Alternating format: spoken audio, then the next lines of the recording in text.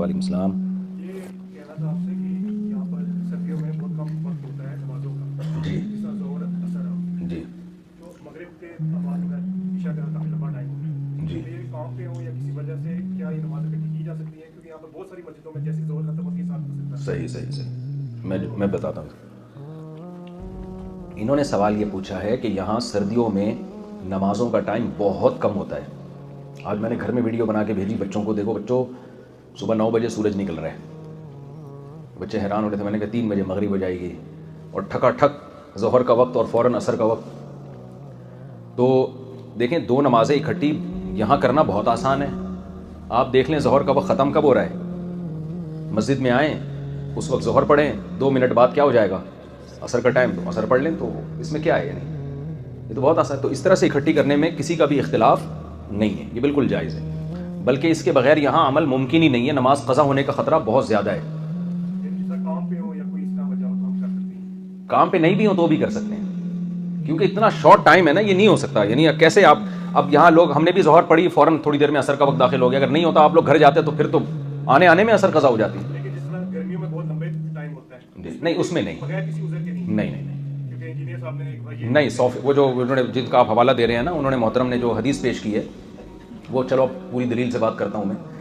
حدیث وہ جو حدیث آج کل پیش کی جا رہی ہے کہ رسول اللہ صلی اللہ علیہ وسلم نے بغیر سفر کے, بغیر کسی عذر کے 2 نمازیں اکٹھی پڑھی ہیں, یہ حدیث اکثر کوٹ کی جاتی ہے. اور اس سے یہ ثابت کیا جاتا ہے کہ آپ ظہر عصر اکٹھی پڑھیں, بلکہ یہاں تک کہ آپ عصر جب قضا ہونے لگی تو ظہر عصر پڑھیں اور پھر تھوڑی دیر میں آپ کیا پڑھ لیں, مغرب پڑھ لیں. تو گویا 3 نمازیں اکٹھی ہو رہی ہیں.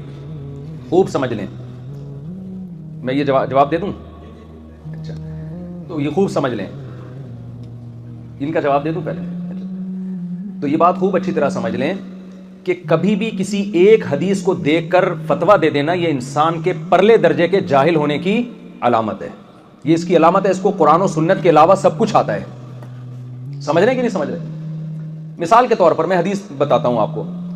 حضرت ابو ہریرہ رضی اللہ تعالیٰ عنہ سے روایت ہے, فرماتے ہیں کہ مجھے نبی صلی اللہ علیہ وسلم نے اپنا جوتا بھی دیا ایک نشانی کے طور پر, کہ جب یہ حدیث بیان کرو نا تو بتا دینا کہ پیغمبر کا نال مبارک میرے پاس ہے, تاکہ لوگوں کو یقین آ جائے کہ نبی نے ہی فرمایا ہے. اور وہ دے کے مجھے بھیجا اور کہا کہ جو بھی ملے تم سے راستے میں اس کو یہ خوشخبری سنانا کہ من قال لا الہ الا اللہ دخل الجنہ, جو بھی لا الہ الا اللہ کہے گا جنت میں داخل ہوگا.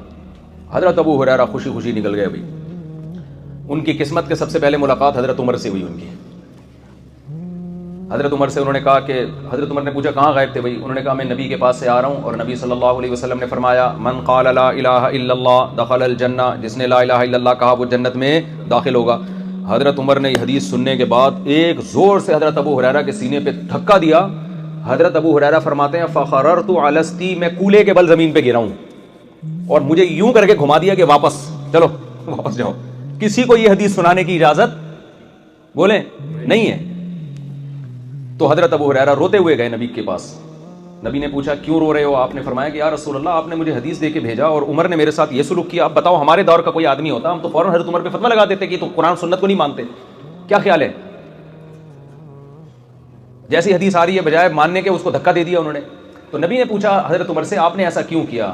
حضرت عمر نے فرمایا اذن یتکل الناس, یا رسول اللہ لوگوں کے سامنے جب یہ حدیث جائے گی لوگ اسی پہ اعتماد کر کے بیٹھ جائیں گے. لوگ سمجھیں گے صرف لا الہ الا اللہ کہہ دینا ہی کافی ہے, عمل کی ہمیں ضرورت نہیں ہے. حالانکہ آپ کی تو مفہوم میں بیان کر رہا ہوں اپنے الفاظ میں, آپ کی تو دوسری حدیثیں بھی ہیں. لا یزنی الزانی حین یزنی وہو مؤمن, لا یسرق السارق حین یسرق وہو مؤمن, جب کوئی چوری کرتا ہے تو وہ مومن نہیں رہتا. تو وہ جو عمل والی حدیثیں ہیں وہ لوگوں کے سامنے ہوں گی نہیں, یہی ایک حدیث ہوگی تو کیا مطلب, غلط مطلب سمجھیں گے. تو اس سے ہمیں, اور حقیقت بھی یہی ہے, حقیقت بھی یہی ہے نا کہ صرف لا الہ الا اللہ پڑھ لینا کافی نہیں ہے. وہ جنت میں داخل ہوگا, اس کا دوسری حدیثوں کو جب آپ سامنے رکھتے ہیں تو اس کا مطلب کیا ہے؟ جنت میں داخل ہوگا سزا کھانے کے بعد داخل ہوگا, یا یہ کہ لا الہ الا اللہ اپنے تمام لوازمات کے ساتھ پڑھے, جو اس کے تقاضے ہیں اس کو بھی پورا کرے وہ. یعنی جب کوئی کہتا ہے کہ میرا معبود اللہ ہے تو اس کا مطلب آپ یہاں آئے, آپ مانتے ہو ناروے کی گورنمنٹ کو, میں مانتا ہوں کہ یہاں کی حکومت ہے, پھر آپ لال بتی پہ سگنل بھی توڑ رہے ہو, آپ ایک قانون, تو گورنمنٹ کہے گی بھائی ایسا ماننا نہ ماننا کیا ہے برابر ہے نا, تو تم مان کے کیا ہم پر احسان کر رہے ہو, صحیح ہے نا. تو ماننا اپنے لوازمات کے ساتھ, تو لا الہ الا اللہ کہے ان تمام تر لوازمات کے ساتھ جو مسلمان پر لاگو ہوتے ہیں, اس میں نماز بھی ہے, اس میں زکوٰۃ بھی ہے, اس میں جھوٹ سے بچنا بھی ہے. تو اس حدیث کو ہم نے مفہوم بیان کیا دوسری حدیثوں کو سامنے رکھ کر. اس طرح کی بہت ساری حدیثیں، اگر آپ صرف ایک حدیث کو لے لیں، اور آج کل لوگ متاثر ہو رہے ہیں ریفرنسز سے، یار فلاں بندہ جب بھی کوئی بات کرتا ہے حدیث بھی پیش کرتا ہے، حدیث کا ریفرنس بھی دیتا ہے. اتنا کافی نہیں ہے صرف حدیث اور حدیث کا ریفرنس. اگر اتنا کافی ہوتا تو یہ اسلامی یونیورسٹیاں کیوں ہوتی ہیں سعودی عرب میں، اور مدارس کیوں ہوتے ہیں انڈیا میں، پاکستان میں، مراکش میں، جو پوری دنیا میں صدیوں سے لوگ پراپر طریقے سے عالم بنتے آئے ہیں. تو اس کا مطلب ان سب چیزوں کی ہمیں ضرورت تھی نہیں. تو خوب سمجھ لیں، یہ جو حدیث میں آتا ہے کہ نبی صلی اللہ علیہ وسلم نے 2 نمازیں اکٹھی پڑھی ہیں، اس میں یہ کہاں لکھا ہوا ہے کہ ظہر کو عصر کے وقت میں پڑھا اور عصر کو ظہر کے وقت میں پڑھا؟ یہ کہاں لکھا ہوا ہے؟ یہ بھی تو ہے نا کہ ظہر ایسے اکٹھی کی جیسے آج ہم نے کی ہیں. ظہر ہم نے پڑھی ہے، تھوڑی دیر میں وقت ختم ہو گیا، عصر فوراً پڑھ لی، تو یہ بھی تو اکٹھی کر لی نا. یہ تعویل آپ کو کرنی پڑے گی، اس لیے کہ قرآن بار بار کہتا ہے ان الصلاۃ کانت علی المؤمنین کتابا موقوتا. آیت تو ایک ہے لیکن یہ مضمون بار بار بیان کیا گیا ہے کہ نمازیں مومنین پر مقررہ اوقات میں فرض ہیں. اگر اس طرح سے ہوتا کہ ظہر جب چاہے عصر میں پڑھ لو، عصر جب چاہے ظہر میں پڑھ لو، تو اس آیت کا کیا مفہوم ہے؟ اور کمال کی بات ہے یہ آیت نازل ہی سفر کے بارے میں ہوئی ہے. یہ نازل کس کے بارے میں ہوئی ہے؟ سفر کے بارے میں، اور میدان جنگ کے بارے میں نازل ہوئی ہے. یعنی قرآن صحابہ کو میدان جنگ میں لڑتے ہوئے نماز کی ترغیب دے رہا ہے. اس آیت کا جو سیاق و سباق ہے نا، قرآن کہہ رہا ہے میدان جنگ میں تم اس طرح سے نماز پڑھو. اس طرح نہیں پڑھ سکتے فرجالن او رکبانا، یہ بھی ممکن نہیں ہے تو سوار ہو کے پڑھ لو. یا اللہ سوال پیدا ہوتا ہے ہم بعد میں پڑھ لیں گے بھائی، جب جنگ ختم ہو جائے گی اس وقت نمازیں اکٹھی کر لیں گے. اتنی ٹینشن میں تو ہمیں کیوں ڈال رہا ہے کہ کھڑے ہو کے نہیں پڑھ سکتے تو سواری پہ بیٹھے بیٹھے پڑھ لو، بیٹھ کے نہیں پڑھ سکتے تو چلتے ہوئے پڑھ لو؟ یہ اتنی ٹینشن کیوں دے رہا ہے؟ اللہ نے اس کا جواب دیا ان الصلاۃ کانت علی المؤمنین کتابا موقوتا. یہ ٹینشن تمہیں لینی پڑے گی. وجہ اس کی ہے کہ نماز مومنین پر ایک ٹائم میں فرض ہے، اس ٹائم کو آگے پیچھے.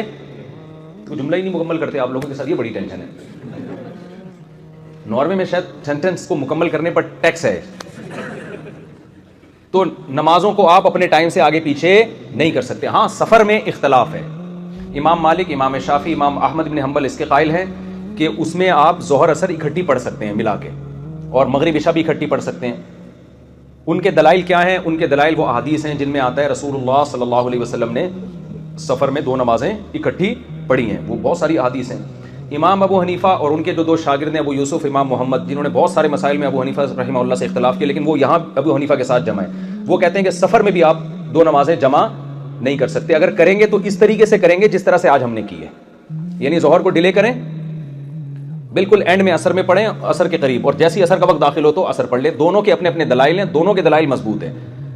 امام حنیفہ کے دلائل بھی اس بارے میں کمزور نہیں ہے، اس حدیث اس پر شاہد ہیں. عبداللہ بن مسعود رضی اللہ تعالیٰ عنہ کا قول ہے کہ نبی نے کبھی 2 نمازیں اکٹھی نہیں پڑھی. وہاں اکٹھی کا مطلب حقیقت میں اکٹھی. اب میں ان دلائل میں نہیں جاؤں گا، وہ ایک الگ بحث بن جائے گی.